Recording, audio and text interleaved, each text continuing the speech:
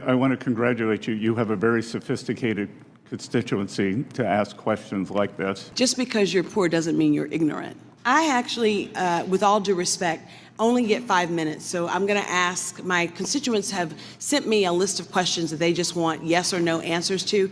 And out of respect for the time and the fact that they want some clarity, I hope that you'll just say yes or no.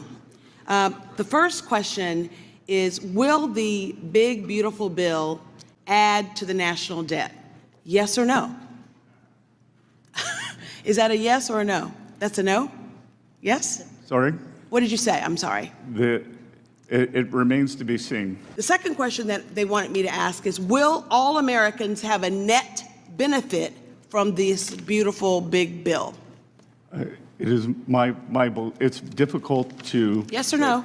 Again, it's impossible to say all Americans. It is ridiculous for me to give an answer. Yeah, man. I mean, you can just tell your constituents, we don't know. We're just kind of trying stuff, kind of going off vibes. It's not like we have a crystal ball, or like a calculator. Hi, everybody. My name is Elliott Morgan. Welcome to Hotel Room America. That was Congresswoman Terry Sewell asking Secretary of Treasury Scott Bessent these really just gross gotcha questions like, will this big, beautiful bill increase the national debt, or will it actually improve the lives of all Americans or just the wealthiest few among us? It's just like the audacity. So join me today on a little journey I like to call the consequences of the Republicans' own actions. Here is a little bit more of Scott Bessent, who's kind of like Sam Eagle from the Muppets, except without the charisma and the dashing good looks. When you ask over the next 6 or 12 months, there are two parts to affordability. There's the price level, and we inherited a mess. It was the worst inflation 40 or 50 years, and I think what the president was very frustrated about is, you said everyone started talking about it, that after he took office, like where was the discussion during Joe Biden? Because during the Biden era, it was complete gaslighting. There was a vibe session. As I said, there are two ways to address affordability. You stop the prices from going up, you get inflation under control, you have things like energy, mortgages come down. The other side is you get real working class wages up. Hey, wake up. I know. You're starting to doze off. I dozed off a little bit there too. Also, I seem to recall during the Biden administration, prices being brought up kind of a lot. Like I remember eggs, for example. And I remember how during the second presidential campaign of Donald Trump, a common question they would ask is, are you financially better off than you were 4 years ago? So I'm pretty sure people were talking about it. Also, there was this thing called a pandemic that caused inflation to skyrocket. But in fact, Biden's policies were bringing inflation down quite a bit. So I don't know exactly what Scott Bessent is talking about here, but I do love watching the literal Secretary of the Treasury be like, affordability is when price not go up.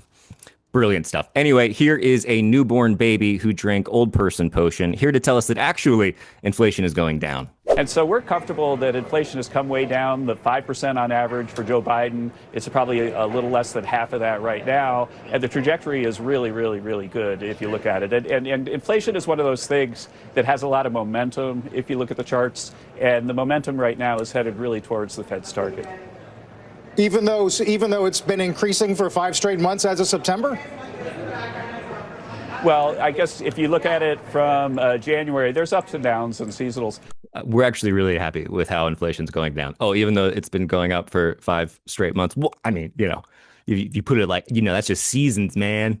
You know what I mean? Goo goo gaga. Also, inflation was at 3% when Trump took office. So I'm not entirely sure how, if you have two numbers and they're the same, which one is going up and which one's going down. But I'm not like the Secretary of the Treasury. You know what I mean?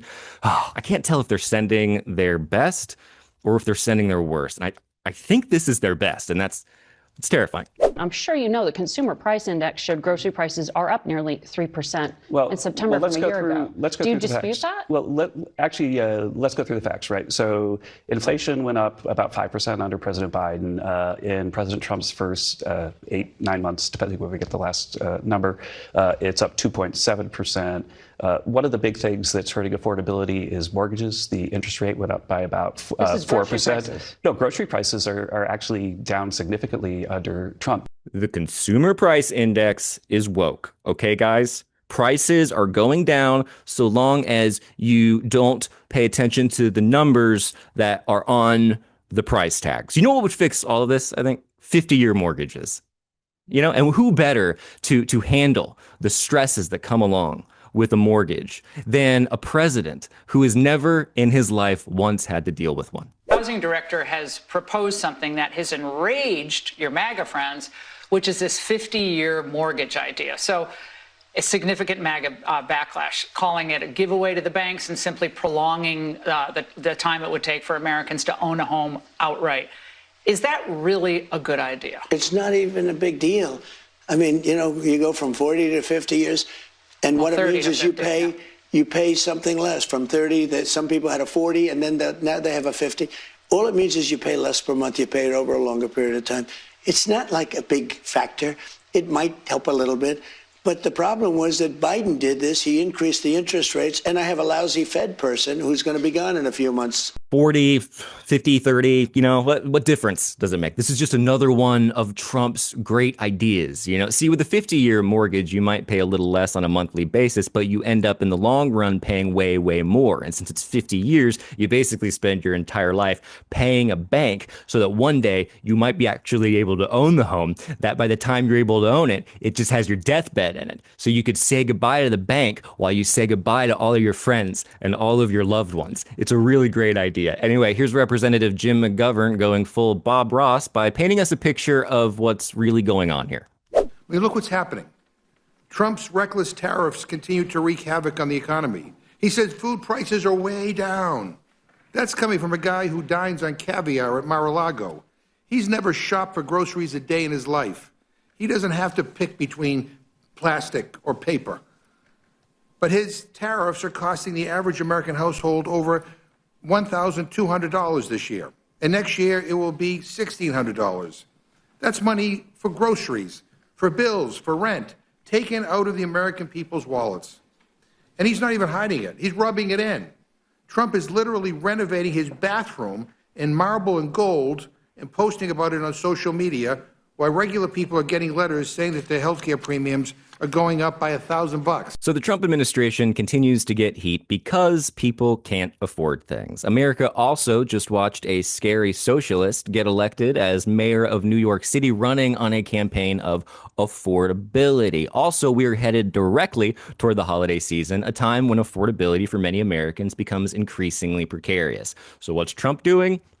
Just whatever he wants. You know, maybe he'll do nothing. Maybe he'll introduce absurdly long mortgages. Maybe he'll give $2,000 checks to everyone, not because of a pandemic, but because of totally preventable, widespread, and reckless tariffs. Or maybe he'll just continue to spout lies that his base will eat up because it's the only sustenance they can still afford. Personally, I hope people don't buy it. And I think a lot of them really aren't. I think that's how come they're having to wheel out Dark Sam Eagle and Baby Old Man to do these interviews. You know, they're doing a little bit of damage control. Now, will this change anything? I don't know. But what I am enjoying is watching Trump completely unable to connect with the working class voters he has been conning for like a decade. It's just beautiful to see. It's great when people realize that the emperor doesn't have any clothes on. I just wish it didn't have to be that they also don't have food in the pantry. I think that part is probably pretty important. But we'll see. We'll see how this unfolds. You know what I mean? Who could even tell the future? I don't have a crystal ball or a calculator or studies or anything like that.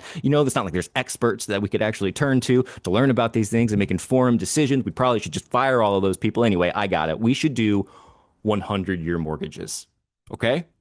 Hear me out. 100 years, 200 years. Make it a legacy mortgage. You know, just have a bank, have someone who owns the land that you take. You know, that's capital. It's not feudalism. That is I just described feudalism. Crap.